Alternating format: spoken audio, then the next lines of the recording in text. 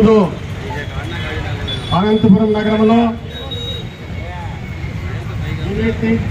Joint action committee తరఫున ఒక నిరాహార దీక్షకి కూర్చోవడం జరిగినది.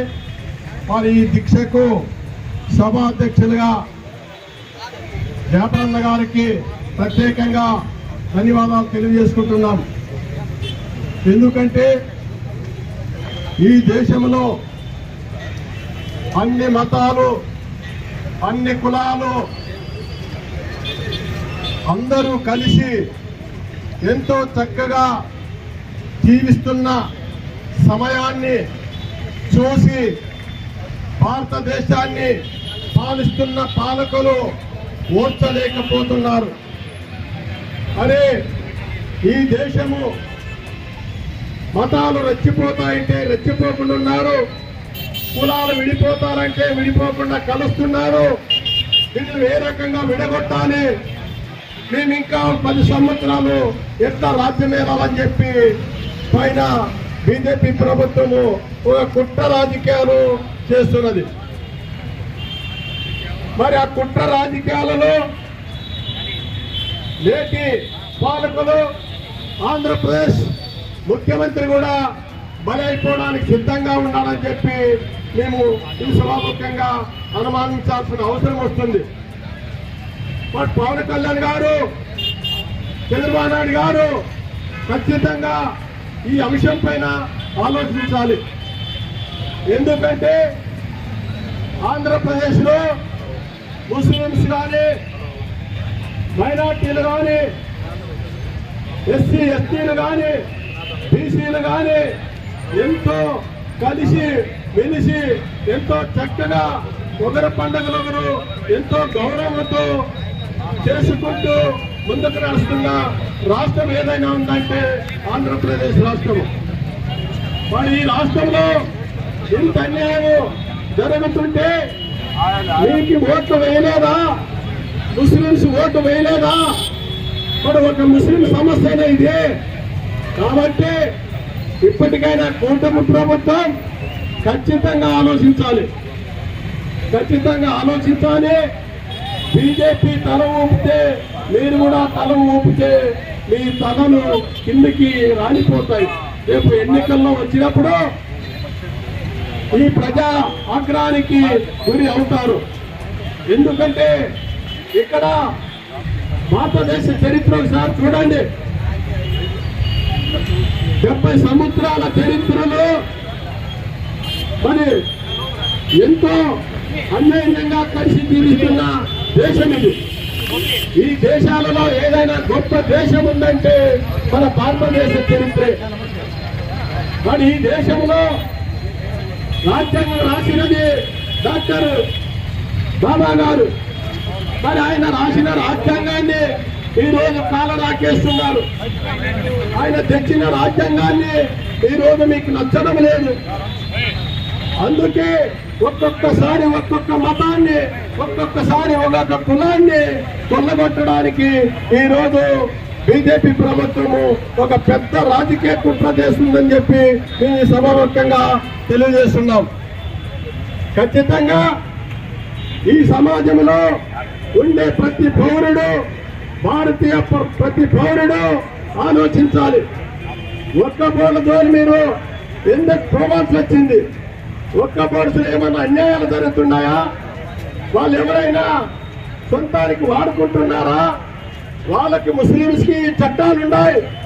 ఆ చట్టాల ద్వారా ఎంతో మందికి పేదలకి దాని వల్ల ఉపయోగపడుతుంది, ఆ భూముల వల్ల. మన అలాంటి భూములని ఈరోజు కొంతమంది స్వార్థపరుల కోసము కొట్టివేయడానికి మీరు ఒక పెద్ద ప్లాన్ వేస్తున్నారు. ఈ దేశంలో నగరాలలో ఉన్నాయి, నగరాలకు సమీపాన విలువైన భూములు పెరిగినాయని చెప్పి మీకు ఒక ఆశ పుట్టిందని చెప్పి మేము సభాముఖంగా తెలియజేస్తున్నాం. ఇలాంటి కుట్ర రాజకీయాలు మానుకోవాలి. ఇప్పటికైనా ఈ రాష్ట్రంలో కూటమి ప్రభుత్వం మాట్లాడాలి. ఈ రాష్ట్రంలో ఉండే జగన్మోహన్ రెడ్డి గారు మాట్లాడాలి. ఈ రాష్ట్రంలో ఉండే అన్ని సామాజిక వర్గాల నాయకులు మాట్లాడాలి. ఈ రాష్ట్రంలో ఇప్పటికే సిపిఐ, సిపిఎం మరి బహుజన సమాజ్ పార్టీ మరి మాలాంటి ఎంతో మంది ఈ అంశాలపైన ఎక్కడొక్కడ మాట్లాడుతున్నారు. మరి మీరు కూడా మాట్లాడాలి. జగన్మోహన్ రెడ్డి గారు ఖచ్చితంగా దీన్ని మాట్లాడాలి. పైనేమో మద్దతు ఇస్తారు, కిందకేమో వచ్చి మీరు వ్యంగ్యంగా మాట్లాడతారు. ఇది కరెక్ట్ కాదు. మరి ఈ దేశంలో ముస్లింసే కాదు, దళితులకి, ముస్లింస్కి, మైనార్టీ కులాలకి, అణగారిన కులాలకి పూర్తిగా వ్యతిరేకమైన పరిపాలన తీసుకొస్తున్నారు. ఎక్కడన్నా చూడండి, 2 కోట్ల ఉద్యోగాలు ఇస్తామని చెప్పి ఆనాడు గొప్ప ప్రచారం చేసుకున్న నరేంద్ర మోడీ మరి ఎక్కడిచ్చారు ఉద్యోగాలు? ఉద్యోగాలు ఇవ్వకుండా ప్రైవేటు సంస్థలన్నింటినీ దగ్గర పెట్టుకొని ఏ అంబానీకో ముఖేష్కో ఆస్తులన్నీ వాళ్ళు వంశం చేస్తున్నారు. వాళ్ళు వశం చేసి మీరు పబ్బం గడుపుకుంటున్నారు. ఇదెక్కడ దరిద్రము? కాబట్టి ఇప్పటికైనా ఆలోచించాలి. ఈ దేశంలో కావాల్సింది ఇలాంటివి కాదు. విద్యకు పెద్ద పీట వేయండి, వైద్యముకు పెద్ద పీట వేయండి. మరి అన్ని సామాజిక వర్గాలకు ఆ విద్యా వైద్యంలో ఒక 1% న్యాయం జరుగుతుంది. మరి ఈ సమాజంలో ఇప్పటికీ భూములు లేని నిరుపేదలు ఉన్నారు, ఇళ్ళు లేని నిరుపేదలు ఉన్నారు. ఎక్కడో ప్రైవేటు సంస్థల్లో 5,000కో 10,000కో ఉద్యోగాలు చేసుకుంటా అర్ధాకిలితో జీవనం సాగిస్తున్నారు.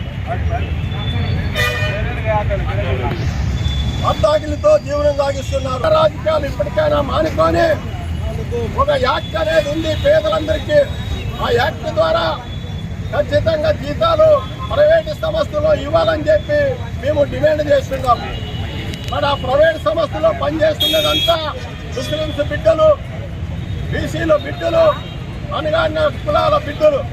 వాళ్లకు ఖచ్చితంగా తప్పనిసరిగా ఒక యాక్ట్ ప్రకారంగా 22,000 పైన శాలరీలు ఇవ్వాలని చెప్పి మేము డిమాండ్ చేస్తూ, మరి ఒక్క బోర్డు విషయంలో మీరు ఆలోచించకపోతే తప్పనిసరిగా రాష్ట్ర స్థాయిలో దీని మీద పెద్ద ఎత్తున ఉద్యమాలు చెలరేగాల్సిన అవసరం ఉంది.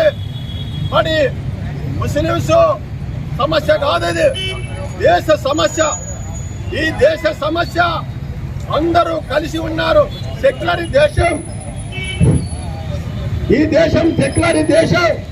ఈ దేశంలో అందరూ కలిసిమెలిసి ఉండి కావాలని కల్పించాలని చెప్పి మేము ఇప్పటికైనా బీజేపీ ప్రభుత్వం అర్థం చేసుకోవాలి. మీ రాజకీయ పబ్బం కోసం కాదు. మీకే 2019లో ఎన్ని ఉండే? 302 సీట్లు ఉండే. మళ్ళీ 2024కి వచ్చినాడు. ఎంతకు వచ్చినారు? 240 సీట్లకు వచ్చినారు. రేపు రాబోయే రోజుల్లో 2029లో మీరు 50-60 సీట్లకి ఇంకా తగ్గిపోవాల్సిన అవసరం ఉందని చెప్పి మేము తెలియజేస్తున్నాం. ఎందుకంటే మీ కుట్రలో, మీ రాజకీయాల్లో కొంతకాలం ఎవరైనా తెలిసో తెలియకో నమ్మి ఓట్లు వేసిన చరిత్ర ఉంది. ఇప్పుడు మీ కుట్రలన్నీ బయటపడుతున్నాయి. మీ రాజకీయ వ్యవస్థ అంతా తెలుసుకుంటున్నారు. కాబట్టి ఆ పార్టీకి ఏ పార్టీ మద్దతు ఇచ్చినా కూడా ఆ పార్టీ భూస్థాపం అవుతానని చెప్పి కూడా మేము ఈ వేదిక ద్వారా హెచ్చరిక చేస్తున్నాం. చంద్రబాబు నాయుడు ఇప్పుడే మేలుకోవాలి. ఈ రాష్ట్రంలో నువ్వు బతికి బట్ట కట్టాలంటే, నీ పార్టీ ఉండాలంటే తప్పనిసరిగా నువ్వు కూటమి నుంచి బయటికి రావాలని చెప్పి మేము డిమాండ్ చేస్తున్నాం. ఎందుకంటే ఈ రాష్ట్రంలో ఎంతో ముస్లింస్ ఎంతో మంది ఓటు బ్యాంకు మీకు ఉన్నది. ఆ ఓటు బ్యాంకు లేకుండా చేసుకునే రోజులు మీకు చేసుకోవద్దని చెప్పి మేము ఒక హెచ్చరిక చేస్తున్నాం. కాబట్టి జగన్మోహన్ రెడ్డి గారు మాట్లాడాలి ఈ విషయం పైన. చంద్రబాబు నాయుడు గారు బయటికి రావాలి. పవన్ కళ్యాణ్ గారు ధైర్యంగా బయటకు వచ్చి మీరు అన్ని సామాజిక వర్గాలకి అండగా నిలసాలి. లేని పక్షంలో మాత్రము మీకు రాజకీయ చరిత్ర పునాదులు తప్పనిసరిగా కలుస్తాయి. జాతీయ పార్టీలు ముందుకొస్తున్నాయి. కాంగ్రెస్ పార్టీ ఇప్పటికే దేశవ్యాప్తంగా ముస్లింస్ కి ఎంతో అండు ఆపా ఉంటుంది.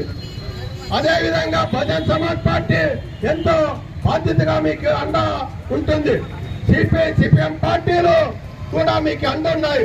ఇవి సారు ఈ దేశాన్ని రక్షించడానికి, ఇవి సారు ఈ దేశాన్ని పాలించడానికి.